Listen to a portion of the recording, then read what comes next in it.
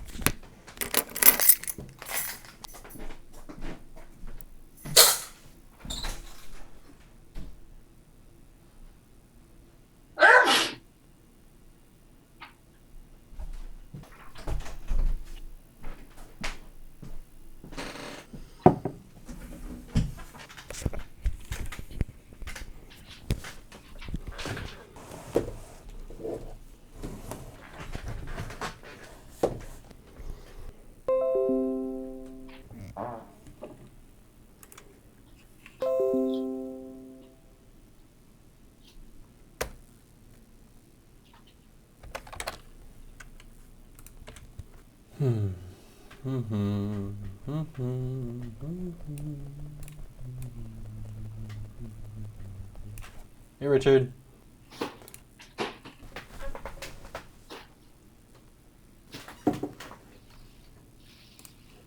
Hello. Hey. Can you hear me all right? Mm-hmm. I guess I'll bump it a little bit. And me? Can you hear this? Yeah, I can hear you. Hi, is that Richard? Yeah, that's me. Hi.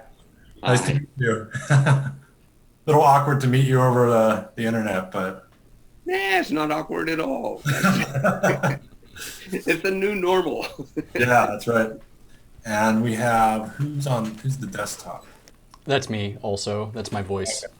Yeah, Okay. and I'll present on that. I don't have a webcam on my desktop, so my Okay. laptop's over here. Sure. And I think we're expecting Michael, and I think Scott said he's going to call in too, just Yep. as an observer. Okay. Good. So we'll start whenever we have a full boat here. I'll just bump this in case he can't find it.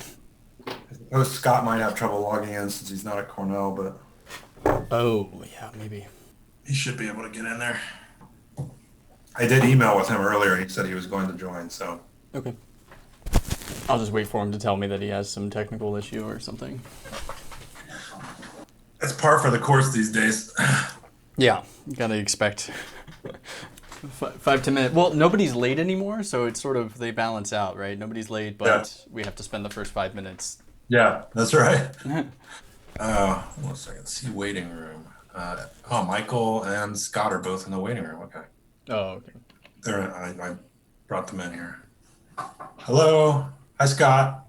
I think he's still connecting to audio. Scott, can you hear me? Yes, I can hear you. Can you hear me? Yes. Hi, Michael. Can't hear You're you. muted. Hi, Ben. Hi. So I think we have everybody. Richard, I think, is in the room, probably off camera somewhere. Yeah. Hi. Okay, so welcome to Alec McGill's A-Exam Defense. We have about an hour and a half for this if we need it. Sometimes it goes a little over. Sometimes we get it done more quickly than that.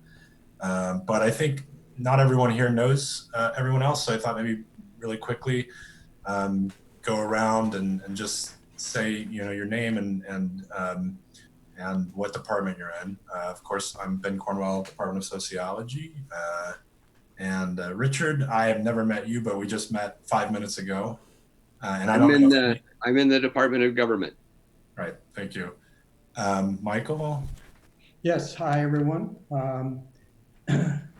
Yes, I'm in I have a joint appointment in the Departments of Sociology and Information Science. And Scott is joining us from Purdue. He's known Alec for a while, and he's sort of observing and in the interest of fostering open academic dialogue, we're letting him sort of watch for a while and hopefully participate in Q&A a little bit. Hey, so I'm Scott Feld. I'm a professor in sociology at Purdue, and I appreciate the opportunity to lurk here for a while. Hi, Scott. Haven't spoken to you, and I think the last time we were together was at NSF, maybe. It's been a while, but it could have been a network meeting or it could have been NSF. too long since. Yes, it's been a while for sure. Yeah. Okay. And Alec. Yeah, so you guys all know me, albeit somewhat peripherally. We haven't seen each other in a while, especially not in person. So yeah, I'm really grateful to all of you for you to give your attention and comments to this paper. It's really an honor to have you guys here. I also wanted to say that Scott has said that he would like to be on my committee also. So I think we'll start getting the stuff in motion for Scott to be a future member. Not today. I think it's good. Yeah, so I think we can, that we can work that out bureaucratically. Yeah, exactly. And it means you won't really have to sign the form today, but we'll have, input on the work as it progresses, which is fine. And I think so. Just to give you all a rough sketch of what we're doing here today, this is the exam defense, which in the Department of Sociology means an oral defense of the qualifying paper. And Alec has circulated the qualifying paper to all of us. And what we're going to do is ask him to give us a 10 to 15 minute rough presentation of the paper. And then we will open it up for question and answer. But before that happens, we're going to kick you out into the waiting room for a minute, Alec, and also Scott, briefly, to talk about the procedure here and to touch base as a committee. So I'm going to go ahead and do that, and you guys just take 5 and be back in a minute, okay? Sounds good. Okay. Let's see. Get you in the waiting room, figure out how to do that real quick. If you go to participants, you gotta make sure to exclude both of me.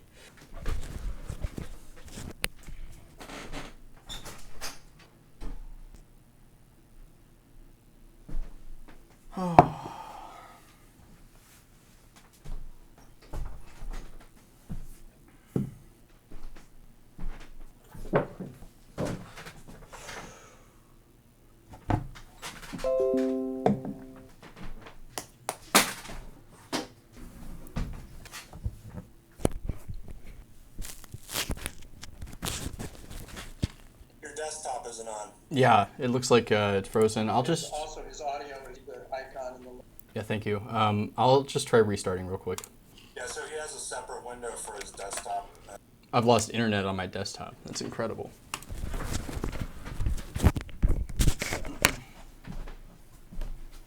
Worst case scenario, we can continue on the laptop. Take a second, but. No rush. So what we'll do, just to give you background, is we'll give 15 minutes to present in general your project. There may be interruptions along the way, but can begin as if you're going to be giving a full presentation. Okay, yeah, that's what I was going to ask. So the beginning of my current, the PowerPoint that I have prepared is a lot of motivation and sort of framing, trying to get you in the headspace to, see what I'm doing and where this fits into a larger picture. Is that good? Or actually, that will be very useful, because I think that's the part that you hadn't developed in the draft that you circulated. Yes, absolutely. So yeah, I thought that was probably where the questions were going to come. Okay, good. It doesn't seem to be working, so... Although I find it unfathomable. I mean, these are on the same Wi-Fi. That doesn't make any sense.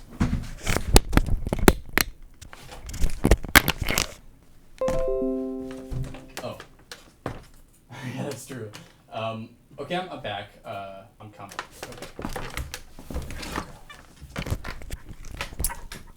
Okay. Okay. Turn off this.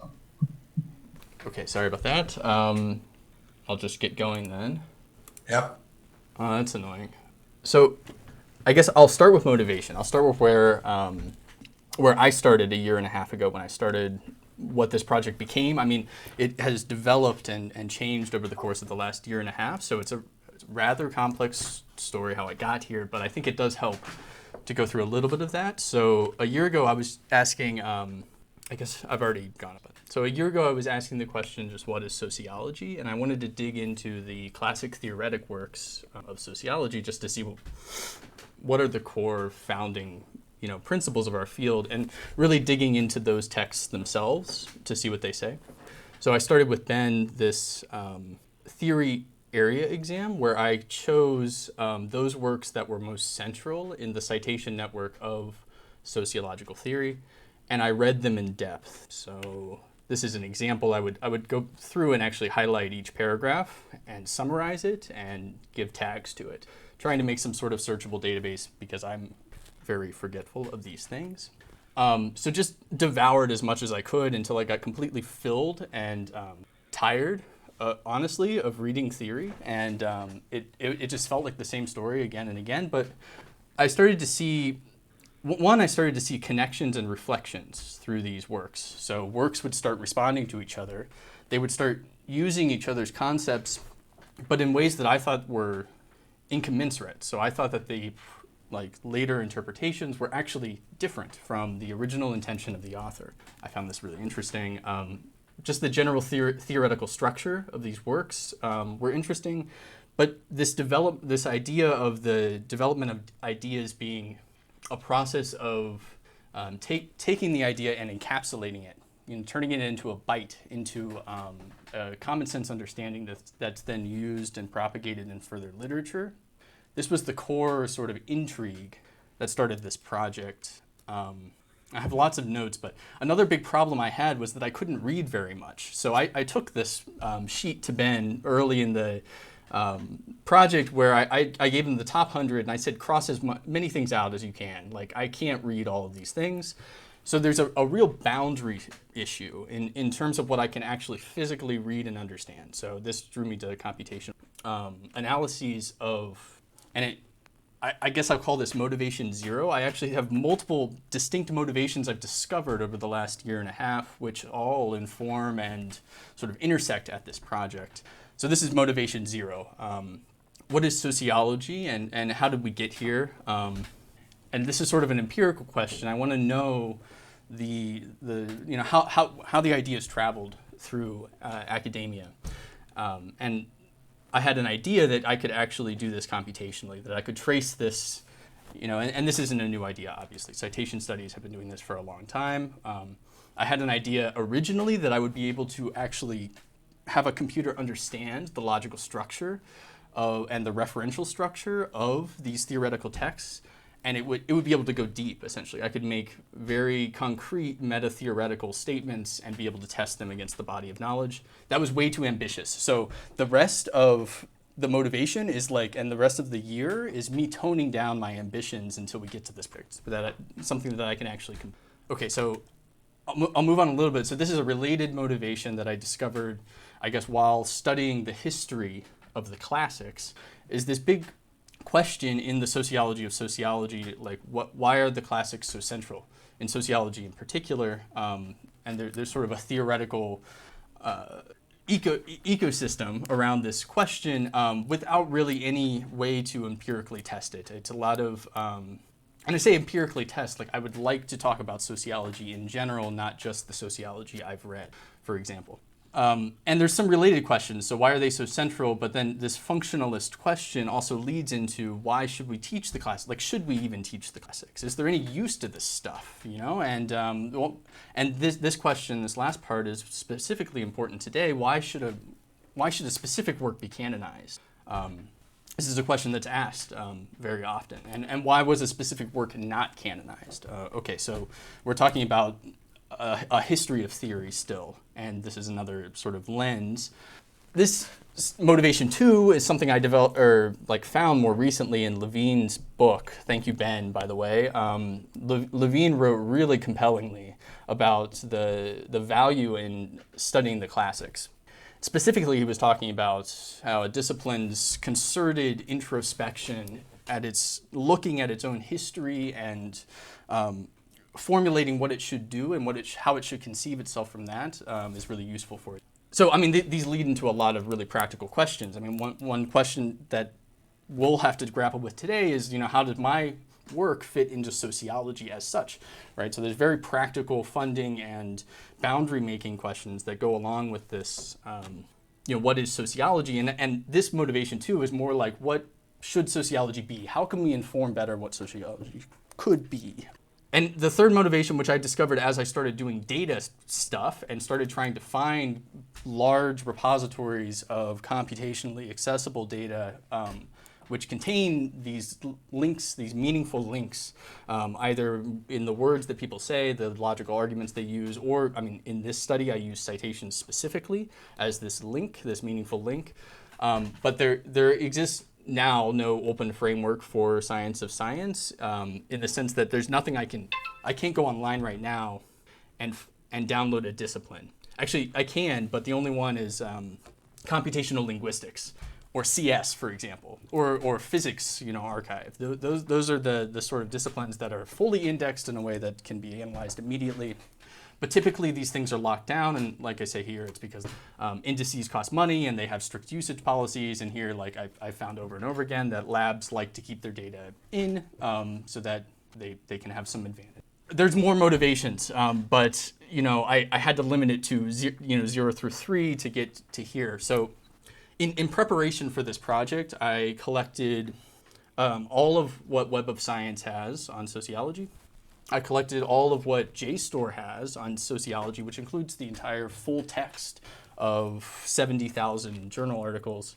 And I have this grand motivation, this grand scheme that I'm going to be able to empirically describe the development of ideas in sociology. So think a quantitative history of sociology. That was sort of my outset, my goal. And the idea is that within some sort of quantitative history like this, you could rigorously ask meta-theoretical question about the construction of academic. Probably, so it sounds very familiar, I'm sure. So before I'm going to start going into it. Sorry that was so long, but any questions right at the outset at this motivations? So why, I understand because you are a sociologist and you wanted to read sociological classics. Yeah. And you wanted to know about the discipline you're in, but the people who read your paper, those obviously don't necessarily generalize. So, so for the readers, not for you as the author and your own graduate training, but for the people who just simply read the paper that you would write and publish, why are you focusing on sociology? In the Auguste Comte hierarchy of sciences, sociology is actually it's actually at the base of the inverted pyramid. Yeah. In terms of generality, according to Comte at least, in terms of the generality of the conclusions. So is it because you think of sociology as the kind of the poster child of academia, that if we understand sociology, we will understand all of science? No, definitely not. Actually, it's most studies of science neglect sociology and don't look at the internal structure of the social science. So this actually fills a hole there, surprisingly enough. I don't expect this to be necessarily generalizable, and if I was going to, so there's multiple audiences that would read this paper or whatever this paper ends up being. One audience is sociologists who have a concerted interest in making sociology. They want to improve how they do. So that's one reason why I'm focusing on sociology, is because I have you said it best. I'm a graduate student in sociology. I'm going to enter the discipline. And I think the motivation for the reader is very similar. Like we would like to know how we have developed in order to understand how we should go. So that's the why sociology piece. But you're absolutely on the nail that the why sociology piece for me is that I'm from a math and physics background. I've never taken a sociology course. I need to read a dozen books on social theory and try to really understand where this field. Okay, thanks. Let me follow up on Michael's question. So I'm in, at least nominally, in political science. And political science is a different structure than sociology, or seems to have. We have political economy, political psychology, political sociology, political anthropology, political history. Unlike most social science systems, political comes first, and then comes the area. That's different than sociology. It also indicates an orientation, perhaps, towards citations, disciplinary work and so forth and so on. I'm not going to follow up on that because I don't know what the data would show, except that there's something really interesting about the comparison of disciplines. Could you speculate on that a bit? I can definitely speculate that it'll be interesting. So you'll see later that, like in my further directions, I've created this whole thing very reproducibly, very generally. The analyses I've made, I've tried to make so that I can rerun them on different data sets. So I would like to, and I think there's going to be a lot of low-hanging fruit in looking at other disciplines, related disciplines, unrelated disciplines, generating the same sort of demographic reports that I'll present here, and doing some of the same analyses. I do think sociology is unique. And I think we might find that of every, at least, I mean, the hard sciences sort of coalesce around some body, I think. But, sociology, the 21st century has brought the social issue to sociology, and that's sort of the dominant pattern right now. It's very unique among the sciences, I think. So anyways, I don't know if I'm answering your question. I feel like I'm rambling. So I noticed that you didn't mention as one of the motivations the desire to encourage sociologists to think about how they might transform their discipline so that it would move up in the prestige hierarchy, given that it's currently close to the bottom. I think it's probably above anthropology, maybe, but certainly well below economics, certainly your own background in math and physics. So, one of a possible motivation would be to try to understand what would it take for sociology to become more widely respected as a scientific discipline. Mm-hmm. Yeah, I think I'm doing that. So that's a little bit what this one is about, but you're saying something. A comparative study of sociology and economics might be very revealing because there's a lot of similarity, but there's some enormous differences in the role of classics, for example. Mm-hmm. So that's very. Economics graduate students are not encouraged to read Ricardo. Yeah, and that could be a recommendation out of this. I mean, it could be interesting, although I do hear very vehement, defending of the classics in sociology, basically along the lines of sociology is very complex and there's a lot of nuance to it. There's a lot of, it's thick, I just read Parsons last night because I couldn't sleep, saying that like every book that you read, especially by these classics, there's so much detail, a lifetime's worth of curious investigation into the social, strata of their time, that you're not going to be able to get everything out of that book, even on first read. But my intuition is that what would bring sociology out of, however you want to term it, but I'd like to think about a high consensus, rapid discovery science like Collins mentioned, where you've got some normal science that people do, you're collecting lots of facts and you're moving forward. These are the sort of things that sociology isn't so good at.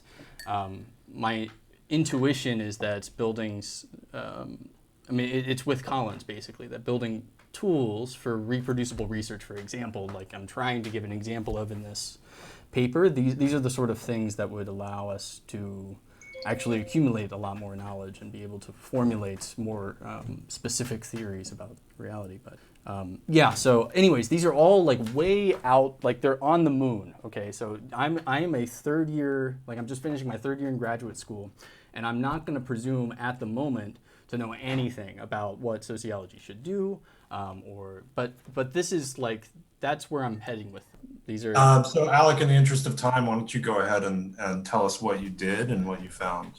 Yeah, sure. Okay, so I'll just describe it on a high level. You guys have read the paper. So I'm looking at 3 collections of entities. Okay, so first of all, let me just say the boundary. So I'm looking at 100,000 papers and all of their citations. These papers are from 73 sociologists. In those citations, there's the works that are cited and the authors that are cited, and I call them writing authors. It's the people that are actually publishing the citations, creating the consumption, of citations. And I have about 70 years of good data. So I have 120 years of data, but before 1950, it's pretty messy, let's say. What I do is, so for each of these, cited works, cited authors, and writing authors, I conduct the same or very close analysis of their demographics. And I wasn't really expecting this, but I found that in the comparison between these three, I can see something interesting. Because I don't really know what I'm supposed to expect here. So there are differences in the development of the age distributions of these three, and over time. This whole demographic approach is something that's it's sort of just a small step forward for the science of science generally speaking. This is sort of uncharted territory, and I basically report on the age distributions and some very basic patterns. I define death very carefully, and I've created some visuals to try to help you understand exactly what this definition of death is. I tried to make it as intuitively interpretable as possible so that the graphs don't look, so that we can actually know what we're seeing at the end of this. I also just report unlikely deaths. So I'll show that as the number of citations a work or author receives, actually I only look at works in this paper, I think. So as the citations increase, so say in 1975 to 1985, the number of citations increase. This makes their likelihood of dying by 2005 much lower, to the extent that once you're in the top 1%, it's like a 1 in 10 chance. Okay, so I actually just report the remarkable deaths. So this is a very inductive. Let me report what's going on in this data, and I provide the data in code.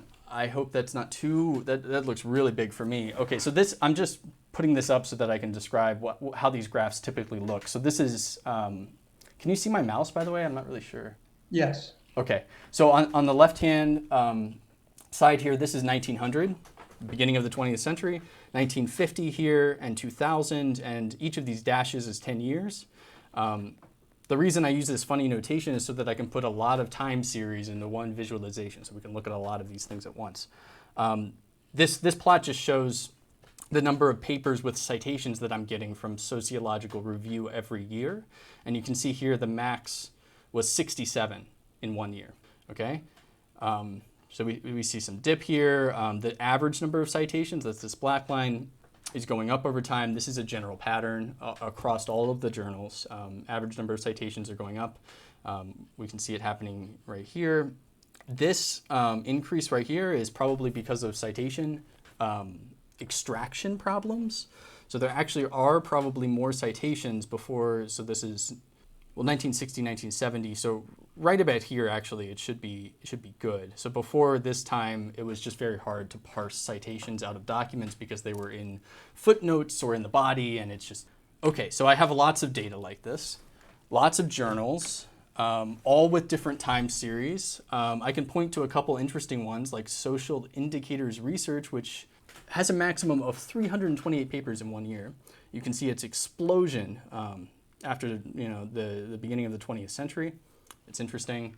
I don't discount at all for these explosions in volume. So I'm just assuming that I count the papers as if they're just papers. They're these are people producing things and putting them in these venues. Okay, so I don't discount for the citations in a given journal. And this, I don't get too crazy about this, but I just wanted to point out that there's this strong triad of co-citation, that's what it is, that's connecting these. They cite similar things, so ASR, Social Forces, AJS, some other very close journals, and then we have sort of a European cluster, British Journal of Sociology, British Sociological Review. This was sort of just a sanity check to see that everything makes, and that I don't have any journals. So I do have journals that aren't connected at all to this cluster. I mean, I set a cutoff, so not connected means it's just a bit weaker than these. But sort of just scanning through these are just other application sociology. These are all journals that had the tag sociology in Web of Science. So just to say, keep that boundary in mind. Journals don't necessarily demarcate fields. Actually, I mean, there's a really good paper showing that they don't, and that journal-based classification is problematic. But in this case, that's what I do. I mean, I don't have a paper-based classification of all these journals. That's the data set. Any questions or anything? Can you What just happens if you clarify make real that quick? graph with directed edges and generate a hierarchy, or Yes, you absolutely could. So or this, undirected edges you have right now? yeah, the undirected edges denote that the two, it's cosine similarity between the vector of all of their references. Basically, it's just how similar are the things that are cited in papers in American Sociological Review to the things that are cited in papers in American Journal of Sociology. Just a similarity between these two long reference lists of all of the things ever cited in these two journals. You could do directed edges, but I can't. So this is something that I'm guessing will come up at some point. The things that are cited in the articles include papers, books. They include papers that are outside of these journals. They include foreign language publications. They include anything that was cited. I don't limit in terms of the things that are cited inside of the papers that are published in American Journal of Sociology. So when this similarity measure is computed, it's based on all of this, not just the things that are included in these journals, everything that's cited. And I haven't matched the things that are referenced to the things that are referencing. It's not a straightforward, trivial task to do that. I think as I show in the paper, it's not straightforward to use those references at all in a way that's robust and meaningful. But you So could, an edge between ASR and AJS is strengthened the more times there is a paper somewhere that cites a paper that was published in each? it's the opposite direction. So it's a stronger weight if ASR and AJS have a similar number of citations to Kuhn, whatever, or Bordeaux specific works. I see. Okay. Okay. Yep. Vincent, Alec, I have a question. So looking at this kind of array in the paper in general, it presumes, at least in the data sense, seems to presume one intellectual community. And I'm skeptical that it is the presumption that should be made. Now, let me take an example from my own discipline in political science. In political theory, there are communitarians, there are Straussians, there are liberals. They cite each other. They don't ordinarily cite the other schools. Mm-hmm. I would think in sociology, particularly historically, Marxists and Parsonians probably had different kinds, different orientations, different schools of thought. Can you tease that out so that we're not looking just at journals, but we're looking at schools of thought? Yeah, so it's a great question. So a couple things. First, I really just show this image to give you an idea of, you have some intuitive idea, I'm assuming, of what these journals do. So I just want to give some face validity to the underlying data set. After this, I don't make any sort of distinguishing, I don't distinguish different journals or do any specific journal analysis. And I definitely agree with you that in terms of the conceptions of sociology or the things that people care about or use or the schemas that they inside these journals, it's very heterogeneous and it's going to be very, very mixed. In prior citation studies, they found that you can tease this out. Like you could see the communities. If you do something very similar to what I did here, so ASR and AJS are connected because they cite a lot of the same things.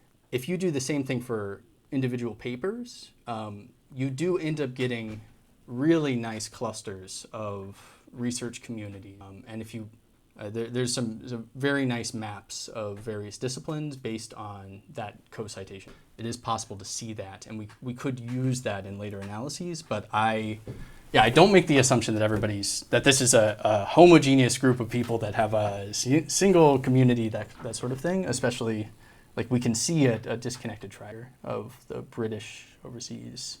Like they're actually not even directly connected. I can see at least that this sociological review isn't even directly connected to AJS. Ben, I have follow-up questions, but they can wait if you think we should move on. Yeah, let's move on. Okay. So in terms of the actual analysis, first thing you need to know is that everything's been increasing. Science has been expanding. It's been an explosion. It's been crazy. And it's not different in sociology. So this is number of distinct cited works, number of distinct cited authors. You can see that they have almost the same shape. Number of distinct citing authors. I changed the terminology to writing authors because I figured it was less confusing between these two. So just look out for this. When I'm saying citing, I mean writing. It's the same thing. It's publishing authors. Okay. So we see this huge increase, which I think we can attribute to increased collaboration actually, but we'll talk about that later. So this is the total number of cited works, but disaggregated by age. And in this paper, age, when I say age, I'm talking about the number of years since the first time it was cited. Very simple. So it's the same with citing authors. It's the first time that they published a citation. Okay. So what we see here is still a dramatic increase in all of sociology, and these older cohorts are starting to build. Where they really haven't before. They were very flat.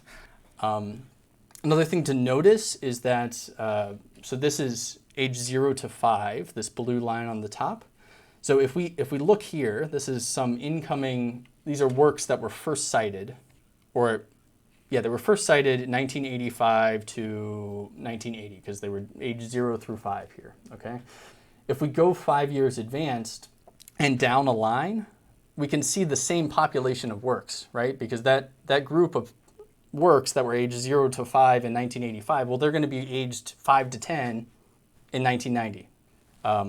So you can actually step down and see how the cohort advances, and that'll be really clear in the next plot, but maybe we'll go back to this. So this is the total number of cited authors, and here we have a pretty dramatic bump, and you can actually see the cohorts filling in the next generations, these next 5 years.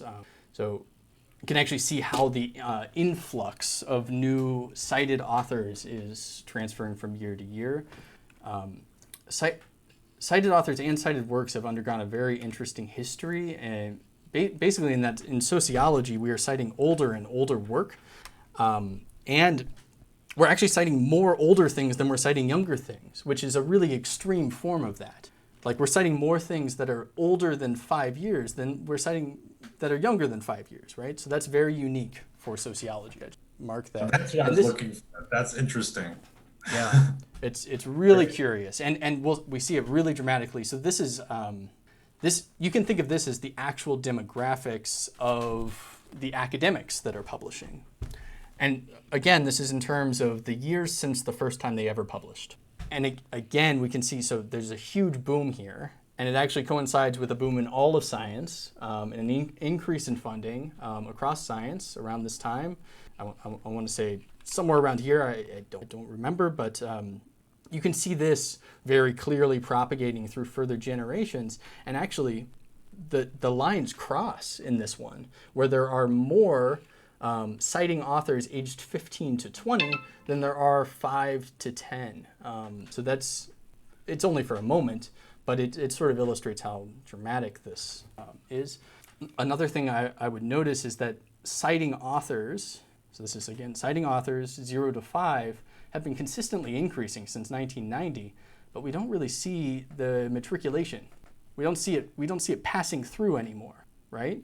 Before, we see this bump passing through from generation to generation, five-year generation. But here we see this, continual increase, and it's just a lull in all of these generations, and we see an increase in only a couple of these in the modern, since 2005. What does that tell you? So there's something interesting here that I can show, and okay, so after thinking about this and conversing with some other, so one thing you could interpret if this was just, from what I said, what would you interpret? It would be that there's no matriculation here. There's a lot of people publishing for the first time, but there's nobody moving on and continuing to publish. But there is a related development in the 21st century in almost all of science, which is the increase in collaboration. So for citing authors, for this plot, I used all of the citing authors, the full author list, okay? So co-authors included. So this could also be an increase in the number of peripheral people that are interacting with sociology and don't really go back, They're not sociologists, but they're publishing in sociology journals with sociologists. So that could be this rise as well. And I can show you afterwards if you still want to see, but I repeated this analysis for first citing authors, right? First citing authors age. And the pattern is different. It does suggest that first citing authors are different than citing authors in general, and that this is a much less extreme phenomenon. So this is the increase in collaboration, is my guess. Okay, so I'll move on. This is just an illustration of our field getting much older. So this is the age distribution of cited works. This bottom polygon, I guess, is cited works that are aged 0 to 4, 5 through 9, and you can see it's sort of like point, line. This is the 5-year span, 1980 to 1985, this point. And I mean, just the general pattern is a dramatic increase in the proportion of older works. I mean, we see there's actually more works that are older than 10 than younger than 10 that are being cited. So this is pretty dramatic. We see the same or a similar pattern for cited authors. And for citing authors, actually, it's even more dramatic. This boom in the 70s, which then sort of has populated through and filled out the ranks with older sociology. So Alec, just sorry to interrupt, but I think Michael's right. I mean, it'd be really interesting. It's difficult to make any kind of point about this without comparing it to another discipline. So would you say, just based on what you've looked at and just anecdotally even, that this is a pattern that you would see repeated in, say, economics, or do you think this is unique to sociology? My guess is that this is much more extreme than in other sciences. You do see it's already been found in one of the only previous studies on the age distribution of, for example, cited works. It has been found that cited works have been getting older, but it's an accepted fact that people cite younger things more than older things, right? So they're talking about an average that's increasing. In sociology, I think it is unprecedented, although I don't have this specific calculation. I think it is unprecedented to see older works take over younger works. So two quick comments. One is I think cited works is much more important than cited authors. Mm-hmm. The age of the work is much more important than the age of the author. I don't know if you agree, but that's my intuition about it, that's the thing to focus in on. And second, shouldn't this be presented as, shouldn't the measurement here be observed to expected, where the expected is how often you would expect it to be cited if everything were cited randomly, and then the observed is what you have here. Yeah, that's a good point. So there is an age distribution of the existent literature. Exactly, and so so things cannot get younger; they can only get older, and it's cumulative. So you can correct for that by doing observed over expected. What's expected by chance, and then the observed is what you actually see. Right, but I mean, we do see so if we look at citing authors, indeed, if we looked at citing works, younger cohorts actually are publishing more than older cohorts. And they're publishing more per year. I mean, but you're absolutely right, and I've seen that done in other papers where you can look at all the available work up to that point. What is the age distribution? How does this compare? I haven't done that. Do you have a thought on the other comment that it seems to me it's two different papers. There's to write, or there's two different arguments to make. One is about what do sociologists cite, and the other is about what do sociologists publish. Mm-hmm. And the age of the author, isn't the age of the authors more about the latter, and the age of the papers is more about the former? I'm having a hard time wrapping my head around what should I take away from the age of the author. Yeah, so I'm thinking age of the authors is interesting, and it actually is tightly coupled. Citing authors looks very similar, just qualitatively, to cited authors. So I think there's something interesting about homophily, first of all, that you are probably more likely to cite works that are similar in age you, or authors that are similar in age to you. So there may be some reinforcing nature to this. And this citing authors bit was sort of inspired by some theoretical arguments that, for example, that these people are in different stages of their academic trajectory, and that the sort of knowledge that they produce should be different in some way or another. So the theory that I had read was basically that those that are younger should be more advantaged because they have had recently a diversified education, interaction with many different disciplines, and that they've just got energy, so to speak. But you're right that this could be split off. And actually, originally, I also had age distribution of cited terms. So I would take the terms that are right next to the in-text citation, social interactionism. And I would look at the time trend of that term and see the same sort of thing. There's a big difference between the age of the content and the age of the creator of the content. Yeah. And I just think you're putting it as if these are three, you have like these three measures, that the three measures are all tapping into the same latent construct. Yeah. But I just don't think that's true. No, they're not. They're not. And actually, I think it's surprising that they look so similar. I mean, personally. Well, that's bad news. I think in a way they look similar because you're not doing this correcting for observed over expected. And if you corrected for observed over expected, they might not look so similar because you're probably picking up a lot of unmeasured. You're citing author. You're picking up a lot of things about just the distribution underlying. Well, citing author is a bit different. So there's not really. Cited works and cited authors are unique. They're different from people because they can be at any time cited by anybody and brought back to life or kept alive or whatever. People actually biologically die. So there's something a little bit different. It's not like there's all these available, citing authors to be had, and also the number of publications that a citing author can produce, generally speaking, is much lower. And by the way, I really like your idea of the semantic demography. That's really exciting. You didn't do it in this paper, but I really hope you follow up on it. It's a brilliant idea. Great.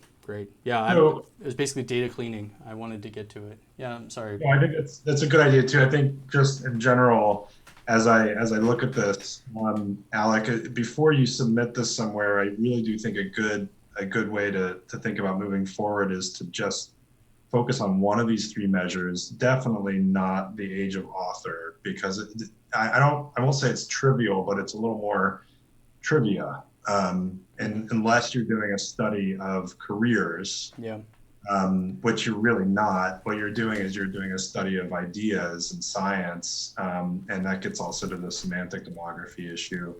I would just think about cutting out everything except the age of the cited work, and with the observed over expected as a correction, and think about it. It'll simplify your thinking about the paper, and I think people will understand more why you're doing this if you do that. And it's just a note for moving forward. Which is partly what this discussion is for, sort of polish the work before you send it out. Yeah. I agree with that 100%, except that I would say, I would love to see you also maybe follow up on this demographics of the terms. The conceptual demographic is such a cool idea, and that would fit really well with Yeah. So let me follow up on that too. It seems to me like you have two different, as people said, two different papers, orientations. One is sociology as a discipline. The other is, the practice of citations. Why do people practice? Why do they cite? What is it in their practice of citations? How does that relate to the professional careers? How does that relate to incentives? How does that relate to ideas? Yeah. And in that second one, there seems to me there's a real difference in the personal sociology or practice of citations between your earlier period and the later one. In the earlier period, when people cited, they knew who that person was. The communities were a lot smaller. It was a lot more personal. The intellectual engagement was one-on-one. They talked to them and so forth. The later period, my guess is that most people don't know who they're citing. They've never engaged with them. There's not a person, outside of the paper they're citing. There's not a larger understanding of where they're going or what they might be doing with it. The whole practice is different. And I think there's something else that's moving through this. I directed you towards Collins' Sociology of Philosophies. Yeah. It's really the case. I mean, he argues, in fact, you said it earlier, you said there's a physical limit to what you can read. Yeah. Collins says there's a physical limit to what you can think of, that you can hold in your head as different orientations or explanations for behavior, schools of thought, philosophy. Yeah. And he says it's 3 to 6, And what happens, I think, through time is this becomes really scattershot. You don't have schools of sociology anymore. They can't congeal in the same way. Because they can't congeal in the same way, you have this emphasis on the classics. So you do have a core. You're basically punting. You're saying, because you don't have an intellectual set of contending schools that used to generate ideas, something like that. Anyway, you don't have to buy my theory, but the point is that there's a practice of citations that underlies this, and boy, that's just missing from this paper. Yeah. And that's a whole orientation that I would urge you to focus on. Oh, absolutely. I mean, it's really important. People don't just cite to indicate to me who is giving them their ideas. They cite for all their own reasons, and those reasons are complicated. So, and I mean, I do see in my data some of the artifacts which have been observed from the boom of the internet and the wide availability of everything online all the time. Average number of citations go way up. People can access, and actually this is driving works getting older because older works are more accessible, strangely enough. But yeah, anyways, thanks. So Alec, how much more do you have in your presentation? I can present the rest in just like 5-10 minutes. Go ahead. Just go through, because I think these are a little bit more straightforward, understandable. I hope so. So basically, I define a death date. And my idea around this was to look at, we think of a lot of people that are trying to predict citations, think about this as sort of a natural process. They publish the paper. This is a very characteristic trend, by the way. They publish the paper, it gets some recognition, okay, and then it dies. And I guess I wanted to look, first of all, at the shape of this trend. How long until death 5, that's what this 5 indicates, my so-called death 5. How long until that date? But also, like, when does this happen when it shouldn't? And are there specific times around which we have a lot of deaths, for instance, there's a flu in 1987, which kills hundreds of thousands of works, something like that. I'm going to define death totally visually here. So this is how it works. This 5 here is death 5. that stands for 0.5. So basically, I'm looking at this time range 1 decade after this, and the time range from the first citation until this date. And the fact that this work has died 5, that's what I call it, with the subscript, that means that this is less than 50% of this on average per year. The after is going to be less than 50% of the before. And it's exactly the same story for 3. This after is less than 30% of what came before on average. So you can think about a researcher or somebody who published the paper looking back maybe at the last decade and thinking, oh, this work is dead, something like that. And 0.1 for less than 10%. Decay or sort of a half-life kind of thing as opposed to like a death. Yeah, no, I definitely like your critique that death is the wrong word. I needed to do something other than just does it never get cited again, because in this situation you can see these 4 citations, which would totally throw that off and indicate that this thing is still alive today when it's definitely not. I'm definitely open to suggestions about terminology. Half-life and afterlife. Half-life and afterlife. So you mean the rebirth? Instead of rebirth, it would be an afterlife? Well, I'm just being flippant. Okay, so let me just show you a few. So these are actually the only rebirths that happen in my data set. And essentially, I just present, so rebirths are defined in the same way. Essentially, it's like look at before they died, what was the average number of, citations per year? Do they get up to 50% of that or 100% of that? Do they go over what they did before? And I think this rebirth is requiring them to get back to 100%.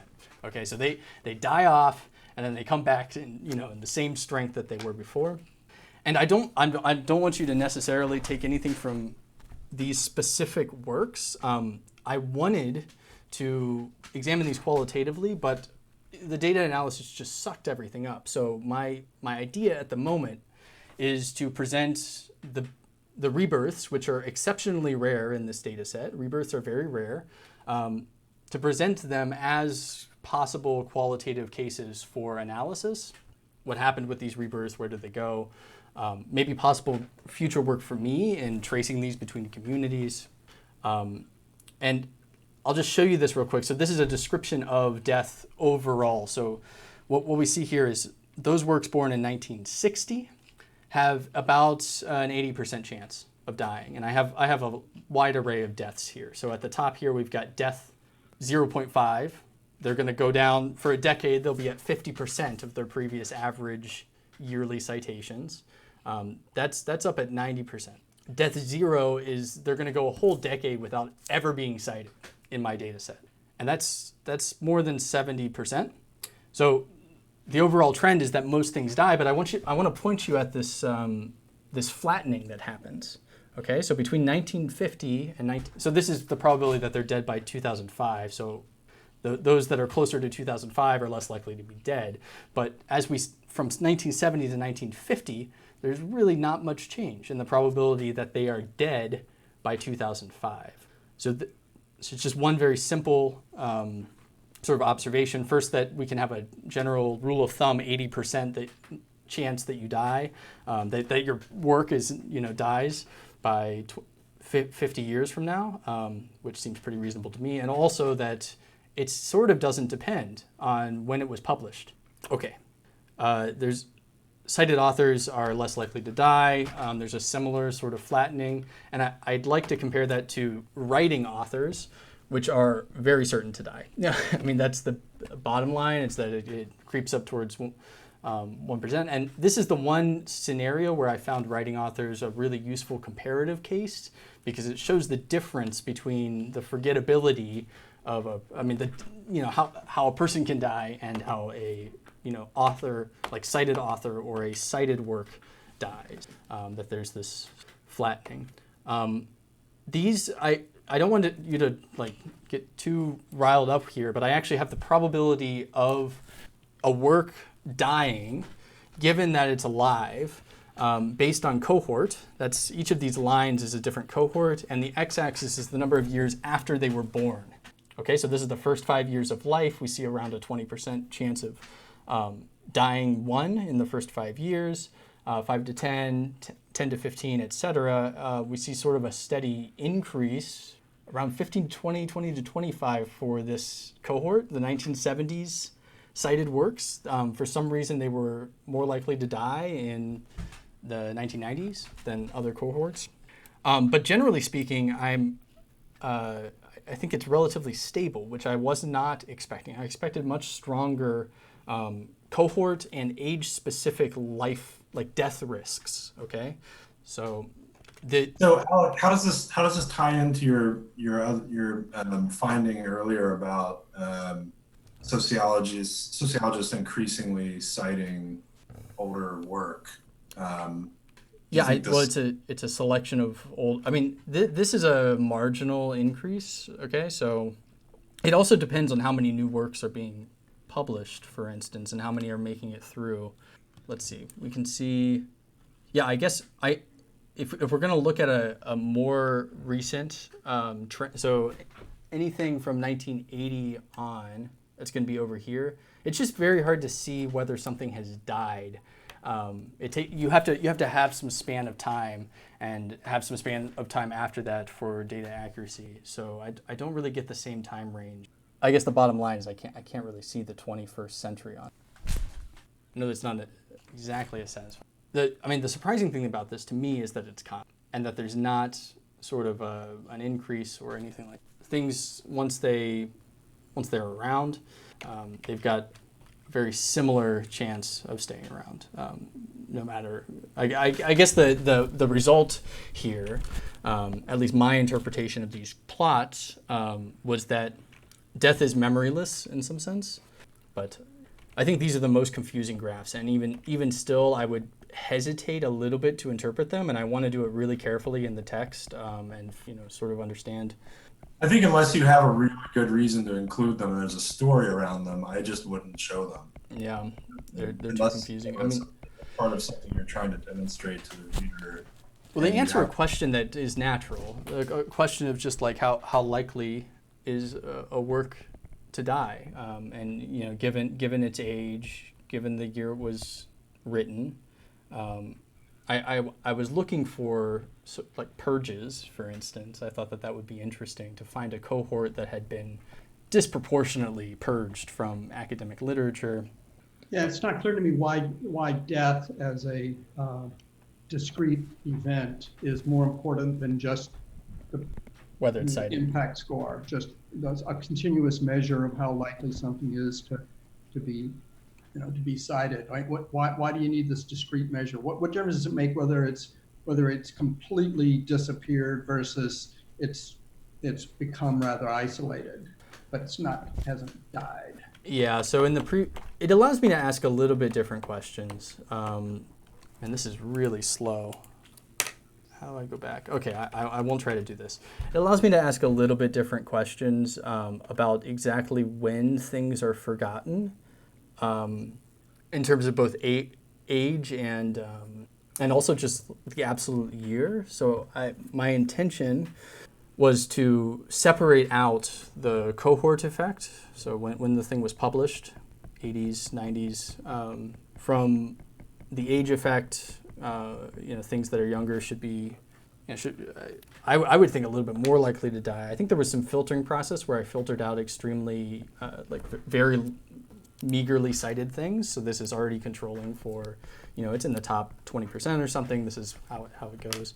And year effects. So was there a specific year that was crippling? But I didn't really get there, I have to say. So I don't have a strong, clear, concise interpretation that gets me there from this. This is probably the result of me asking you to pushing you to do the demographic, analogy and see where it goes with respect to age cohort differences. And, looking at it now, I don't think this adds anything to your project. I think the real story is when you go back and you talk about simply, all right, what's the likelihood of something being cited, and not looking too much at age cohort.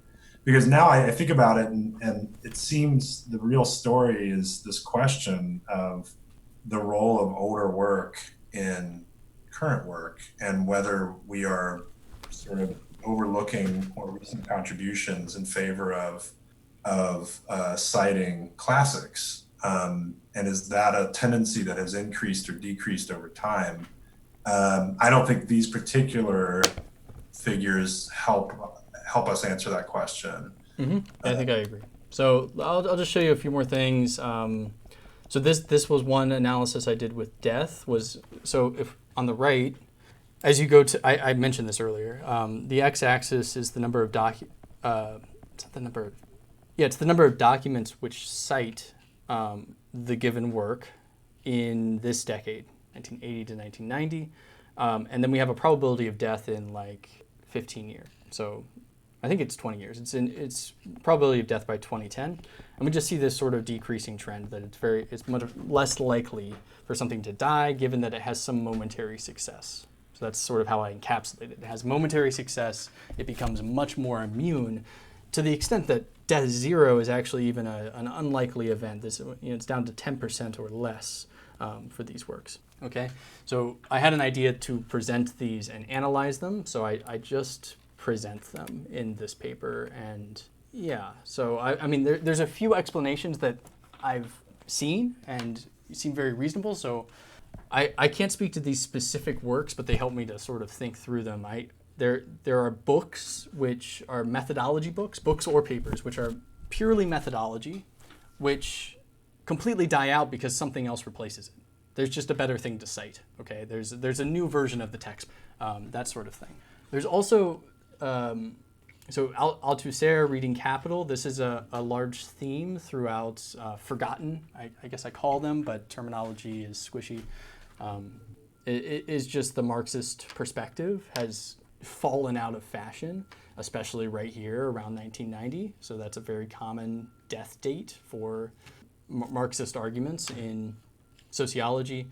And honestly, the rest of them are, I mean, there was also some functionalism deaths sort of mid-century. We see a lot of Parsons if we go back in time. This is a selection of them. There were like 70 or so that I present in the paper. And again, I just sort of present these saying, look, some interesting cases. Can you explain them? Is there anything interesting here? It's just sort of a report, trying to give something. It would be a fun little paper to write, check on this, on death, and that is to test the hypothesis that a paper is no longer cited when the author of that paper is no longer available to review papers in that area. You get my point? Yeah. That's sad but true. Specific functional. So yeah, people cite papers because they anticipate the author of that paper might be a reviewer. And because they're told by the reviewer to cite the paper.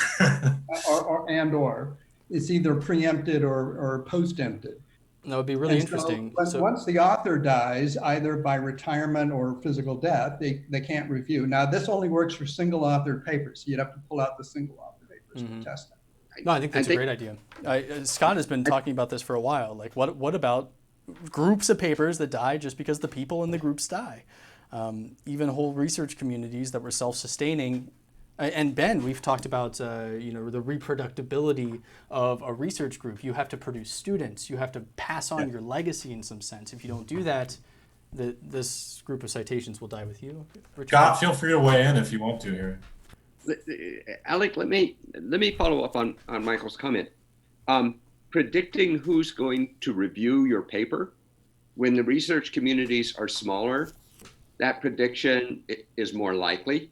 Mm-hmm. When the research communities become larger, predicting who's going to review your paper, it becomes more difficult. That is a partial explanation for the rising number of average citations, but it also suggests that effect of who's going to review your paper should be stronger earlier when the research communities were smaller than it is later when you have trouble predicting it. You're saying that the diffusion that you suggested, that it's becoming more diffuse and less centralized and less face, that this would sort of interact with. Yeah, no, it's... Well, I mean, it's also the opposite. The harder it is to know who the reviewer will be, the more papers you need to cite to make sure you've covered every conceivable reviewer. No, I, So you I got to think throw all, you have to do the shotgun approach. Whereas if you're writing a paper about weakness of long ties, you sort of know Granovetter is going to be the reviewer, so you cite him. But then, of course, once he retires, you don't worry about that anymore. yeah, I think both things happen. I think there's a limit, an upper limit to the shotgun approach, but there's a real targeting phenomena early on in the career of sociology. 50 years ago. When I was first in graduate school, that was the advice. Well, so and so is going to review this, and so you'd cite them. Even though you thought it wasn't particularly useful. That's become less true. We still do that. We still urge people. But the shotgun approach, really, you can't just fill up things, with all the potential reviewers. Anyway, that comes back to the practice, which I think is really important to emphasize. Yeah, there's so citations are really rich in that they carry a lot of different meanings, and a lot of social processes are mixed in with citations. I think I say in the paper, they're the interactions between institutions and countries, and all of these things are interacting on the level of these citations, but they're also sort of noisy indicators. So there's only so much we're going to get out of them, but yeah, I mean, absolutely. But more broadly, what's desperately needed here in the project is a very small set of 1, 2, or 3 theoretical or empirical puzzles that you're using these data to address. Whereas what you're doing instead is you're saying, I've built this tool. I'm going to demonstrate what the tool can do, and then you go figure out what you want to use it for. Yeah, sort of. Yeah, and I've been struggling with this for a while. This was a very consciously inductive study where I just became curious about something that we had never observed, just the age distribution in sociology. And there's no good guide for what I should expect to see, especially given the nature of citations as being such complicated indicators. So well, let me just see. Yeah, okay, so I'm done. I can go into this. So terms is a big one. We've just talked about that. The cited terms, very very large part of sort of next steps. Comparing with other fields, huge next step, lots of opportunity there. I mean, I can basically go and download Web of Science data right now, run all of these analyses again, exact same graphs, everything's the same. It's got a different title, and I can do comparisons. So that's really nice. And I guess my direction for this, in my mind, was a little bit different. It wasn't an empirical puzzle that I'm going to try to solve, a theoretical qualm. To me, it seems like we don't understand very much about the development of theory, especially in sociology, and that there's a lot more to learn than what we already know. So I had some idea of mapping out, much in the way that Moody and Light did in 2008, mapping out sociology and tracing the ideas through this structure. This isn't this paper, though. I mean, talking about this paper, I think I talked to Dan Lichter about this, and he had a suggestion, basically that I should get the methodology in print, right? So there's a lot of things I can do with these data, with these sort of next steps, but the methodology is so extensible that I want to have it in some form in the near term that I can cite myself, essentially, and say I'm using the data from here to go in another direction to do. I mean, we could probably brainstorm right now and think of a dozen projects that would be really good and actually could be pretty minor extensions of what I've done already. But I guess my vision for this paper in particular was to be sort of a checkpoint where I take something somewhat minor, but package it with all of this methodology and put it into print somewhere. What do you guys think? So let me. I think, given that it's 11:25, I think this is a good time to stop, unless you have anything that you want to end with, a final conclusion or a final point that you want to make. And then I'll ask you and Scott to leave the room for a minute. But what we can do after that, after the committee confers, is then we can talk about what you should, we'll talk about as recommendations for future work. But do you have anything else you want to say before we end? Scott, do you want to say anything? Could I just ask one general question? Yeah.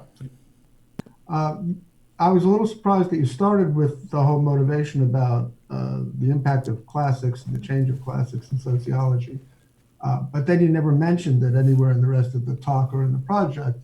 And when you talked about that, I mean, in some sense, it was implicit. The highly cited papers and books must be or maybe the classic papers, because that's kind of what the definition is. But especially when you gave examples, a lot of the highly cited papers were methodological things and things that were, as you said, once they were usurped by something more recent, they were gone. They weren't really classics. They were temporary standards, I guess is what it was. So I guess what I'm asking is, do you think you have learned anything about classics, or can you identify classics in these data, the old ones and any new ones? And can you learn anything about classics from what you've done? Yeah, I think so. I don't present just a comprehensive list of the classics, and maybe that would be a good thing to include, but one thing I've learned is that they have completely different life courses, and sociology isn't some stable collection of classics. I mean, the core classics, yes, although how they're being used is shifting all the time, but when looking at the cited life course of a Bourdieu or a James Evans, or I don't know, some big person in the field, or one of you maybe. I guess not. I don't know where I'm going with this. Sorry. They do have a wide diversity in the shape of their citation distribution over. So that's one thing I can say, is that I've learned how malleable what is sociology, what is central, what should be learned, what should be cited, how malleable this is over time, and how we are constantly manhandling it and reforming it actively.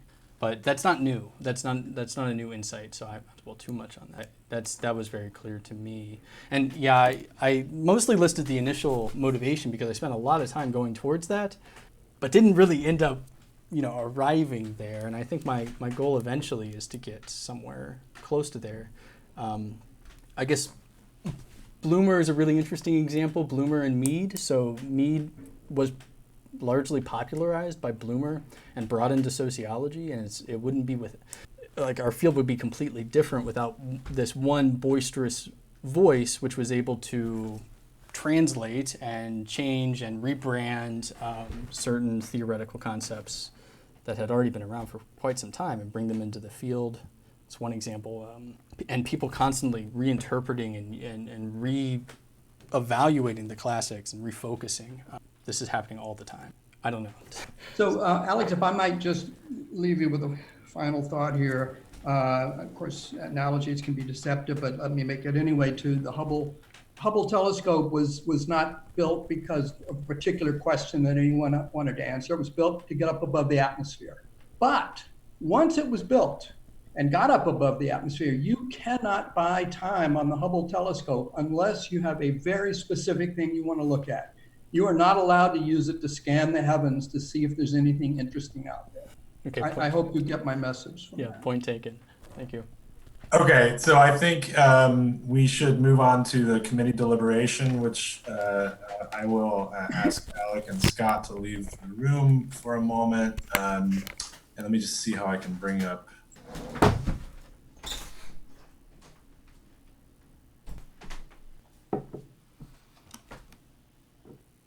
I see enormous promise. There's obstacles in the way, but there always are. Hi, Alec. Are you there? He disappeared. Alec, are you there? Let me send him a quick email. I see him on. Is he in the breakout group? Yeah, there he, I see his shadow. Here he goes. Hi, Alec. Hey. Welcome back. So, congratulations. You've passed your exam defense. Yeah, thank you. So I just wanted to let you know that before we bring Scott back in, and we'll let him in on this conversation since he may be a future member of the committee. Hi, Scott. Welcome back. So we have just passed Alec on the exam defense. Congratulations, Alec, again. So I just want to talk. What we'll do here is just briefly talk about next steps and general overview of the project and the defense. You clearly know your project very well. It's very interesting. I think you're onto something that you can mine for years. We all think that there's a lot here that you can use for future projects. The main task for you, the main challenge over the next few weeks and months will be to polish this into something that you can submit for publication. I think that we've talked about a number of different ways you can do that during this discussion.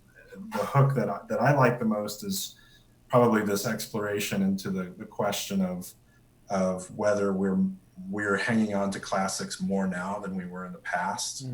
That's something you'll need to do a little bit of tweaking in terms of the measurement and the analysis that you've done to suss out. There are other things you could do too. You could look into the issue of the classics. You could do case studies. You could do comparisons with other disciplines. But I think you have something here. It just needs to be polished and refined a little bit before you send out, before you send it out for publication. But you clearly have enough that you've defended your qualifying paper and therefore passed the A. Congratulations. Does anyone want to weigh in on what you think is crucial for his next steps here? I think we covered it pretty well during the discussion, but the main thing is refining the paper to cut out some of the extraneous measures, and finding a way to pitch the life course demographic framing of the analysis to the general sociology audience. Do you have thoughts on where you think you want to send this first? I'm open to ideas. The paper definitely morphs depending on the publication that I'm thinking of submitting it to. I don't think, because I had this discussion recently, I don't think it's, at least yet, of interest to general sociologists. Like, I wouldn't expect every sociologist to want to pick up this paper. So, I don't know if that means that AJS and ASR are not, of interest. Scott seems to think that it should have some at least some interest for general sociologists, but I just feel like I haven't found enough to be able to, for example, make recommendations, or to be able to, I don't have anything actionable for a typical sociologist. Otherwise, I think you need to write for the question, not write for the journal. Don't worry about the journal till you write the paper. Write for this paper doesn't need a journal, it needs a question. For example, are people... You've built a very powerful tool. This tool undoubtedly is going to get leverage on longstanding and important questions that we've never been able to really get an answer to, as well as some new questions that didn't even occur to us before because we ruled them out as impractical. So figure out what it is, figure out the question, and then write the paper, and then figure out where to send it. But I mean, it's all reciprocal, right? The question depends on the audience, like who's interested in the question. Well, no, I think the question depends a little bit on the tool and what is it that this tool is going to allow us to see that we could not see before. And often the audience gets generated by the paper. So you have the opportunity here for a breakthrough. I'm saying here, you want to swing for the fences, go for the home run, not the single. And so don't worry about writing for an audience. I think you want to write for the puzzle. You want to figure out what are the questions that this tool is going to allow us to gain some leverage on that we just we couldn't do it before because we didn't have the tool, and therefore we didn't have the data. And now you've created this. What's this going to allow us to see that we couldn't see before? Make a list of those, rank them by interest, group them by what fits together, plan out a series of papers, write the papers to have the highest possible impact, and then we'll figure out where to send it. Yeah. I think in the meantime, think generally that you probably want that you're swinging for the fences, that you're going to aim for something like AJS, and that's a journal I can certainly see being interested in this kind of topic if you put it together right. Or it might end up being Nature. Not if you write about sociology, unfortunately, but Yeah. if you use the tools for physics and sociology as a comparative, you could send it to a place like Nature. Mm.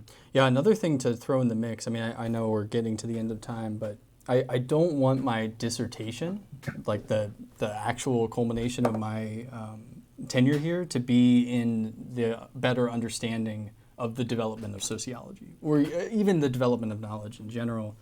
At some point, I want to create knowledge about something other than knowledge. I got to get out of this meta cycle at some point, so I should put it on just like my personal preferences table, that like spending 2 years refining this doesn't sound very appealing to me. So I agree. You don't want to be a science of science person? I have other ambitions, and there are, not really. So my intent is to get down to individual understandings. I would like to do something with people's understandings of the world, their decision makings. There's something. I just don't want it to be so navel gazing, like Richard said, so self-reflective, so internal. You're talking like microsociology or social psychology? Yeah, I'm talking about like ideology, collective representations. Think like how do ideas, logical structures propagate? I mean, it's very similar. The development of academic knowledge and the development of commonplace knowledge, commonplace understandings. Well, the idea you had about semantic demography comes very close to that. How terms, what terms are people using? How are they describing things? How are scientists terming things? I think comes very close to that idea, and it's something you have a bite on here with this with this project, with this tool. Yeah, so this is something I'll have to balance. I do agree that I'm going to get a lot more benefit if I put more work into this. So my conception was that I would publish this in 2 weeks and I would take a break from this project for a year. That was my mental model of what was going to happen. Welcome to the real world. Yeah, I mean that's yeah, exactly. So from a practical career standpoint, as opposed to keeping yourself entertained, you might want to consider a strategy of writing your dissertation on this, because I think you do have a real shot here at rising up into the elite level. And so why not ride this horse as far as and fast as it will take you, and then for getting tenure somewhere at a really great place, then do the switch, because people obviously do want to see you make that switch before they give you tenure. Mm-hmm. So save it for when you get a great job, a great first job in a really good department, and then they're going to want you to make the switch, and then switch to the study of how do people make sense of their world.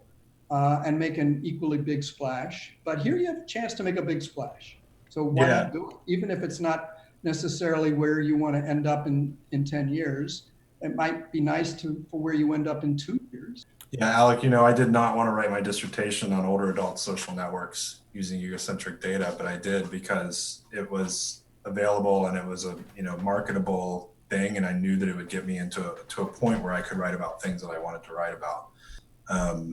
That's just, think about things practically. I really appreciate this. Yeah, I one thing I really need and appreciate advisors for is grounding me, because I typically will just fly from one project to another. And if I had it my way, I would probably, just send this out to an open access journal, let everybody have everything, and maybe I'll come back in a while. But I know that I need to have more restraint than that. Not only for my own personal career, but for the development of this project. I think Scott said you have this idea that you're going to do it halfway and everybody else is going to finish it, and that's probably not what's going to happen. You got to follow through. Speaking of open access journals, you might want to go invite Paul Ginsberg to lunch, send him the paper, and go talk to him. He's a physicist, but he created Archive, and Oh, he's yeah. very interested in science of science. I would love to talk to him. You think he'd be interested?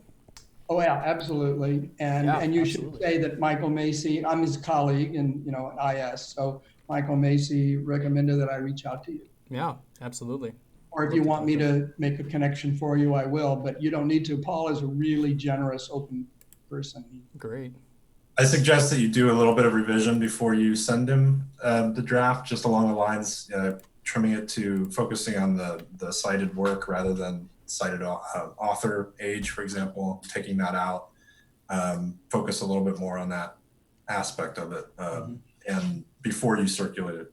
Yeah, one more thing, one more quick question. I take your point, Michael, that like you can't just have a tool and then just sort of look through it for whatever intrigues you. But at the same time, there are examples where careful cataloging of ideas, or I mean, you can think of most of biology as like this cataloging exercise where they're just sort of looking around at what plants are around. But then there's also sort of a very heavy theoretical stuff that's happening on top. So, I mean, this is all prepping for, I had some idea of presenting just data. So one part of this paper was just me presenting those unlikely deaths in the last 70 years of sociology. Just presenting the only 7 rebirths. Just presenting the only 3 cited authors that died, died one. Presenting these as cases that I've not interpreted. But it's more of a data collection and presentation exercise than I'm going to solve a big puzzle. Do you think that's useful, this sort of cataloging and showing?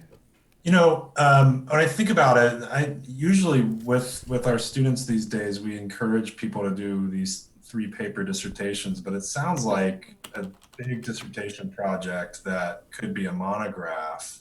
And that would give you sort of the flexibility to write about some of these cases in a way that a 3-paper dissertation wouldn't. Yeah. I think it would be very hard to place a paper on case studies unless you had a really interesting hook. I don't know, maybe somebody else has a different thought about that. But if you had a lead with somebody who maybe thought this could turn into a book, that's the kind of project where it would make sense to talk about cases, in my opinion. Otherwise, cases are just sort of examples that maybe you bring up as a couple of sentences in a paragraph somewhere, but don't really have that much room. Okay. Yeah. Point. I agree with that, except I think the classics, Scott's comments on the classics, that is central to sociology. And it is something that you could take out of this and pull out and make a general statement about. And a general audience would be very, very interested in this. Let me add just one thing that you might think about is the relationship between syllabi and citations. If you can find archives of syllabi and compare those with citations about the generation of a common core, that would be really nice as well. Yeah, that's a great point, Richard. It was occurring to me as I was reading your paper, Alec, that so many citations are throwaways. Yeah. And so that could be just, that could just be so much noise it's getting thrown into your desire to create typologies that you're a biologist classifying weeds as flowers. But if you use syllabi, that probably gets rid of a lot of that noise. Yeah, and I guess the weeds you're talking about are methods papers, which are widely used and useful, but they're not classics. We wouldn't think of them as classics. They're just easily adopted, so they're widely. And also some fads, some just Mertonian runaway cumulative advantage problems. I mean, there's all kinds of stuff going on out there. It's pretty cheap to cite stuff. It's not cheap to put things on your syllabus. Absolutely. And there is an open database of about 1.5 million syllabi, but it is it's like 2,000 plus. So it's the last 20 years or so. It was a web crawl that was done in 2000 and then 2005, 2010, and they kind of kept doing it. Now there's millions, but it's just such a short time scale that I was a little bit worried about it. But Well, it's the kind of thing that you could include as like if you did a larger dissertation project, it could be a chapter or something, but it might be difficult to repackage it as an entirely different paper. yeah, because also textbooks should be a useful touchstone as to what is being institutionalized into sociology. And what, yeah, that's right. What are cited in text, things that are cited in textbooks might be one way to filter it. So just again, in the interest of time, Alec, are you clear on what you're doing with forms now that everything's remote? Have you been talking to you about this, how we sign off on it? Yeah, somebody reached out to me, gave me a link. I'll just click on it, and hopefully that does all the work. So I think I'm good.